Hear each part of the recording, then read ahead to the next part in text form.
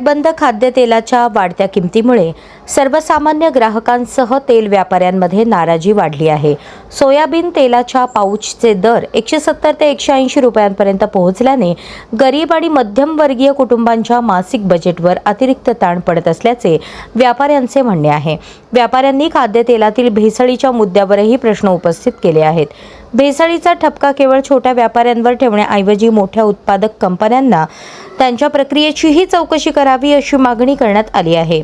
Palm तेल आणि soybean तेलाच्या दरांमधील कमी फरकामुळे भेसळीच्या आरोपांबाबतही व्यापाऱ्यांनी शंका व्यक्त केली आहे। मोठ्या ब्रँडच्या तेलांच्या वाढत्या किमतीचा फटका ग्राहकांना बसत असून स्थानिक व्यापाऱ्यांची बदनामी थांबवावी अशी मागणी करण्यात आली आहे।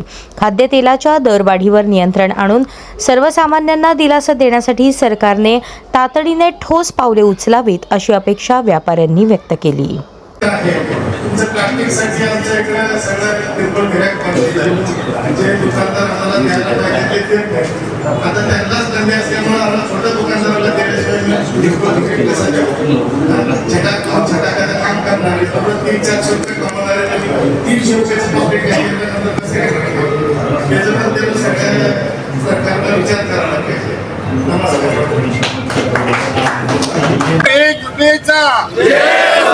व्यापार एक गुटीचा तेल व्यापारी संघटनेचा विजय असो, तेल व्यापारी संघटनेचा विजय असो, तेल व्यापारी संघटनेचा विजय असो।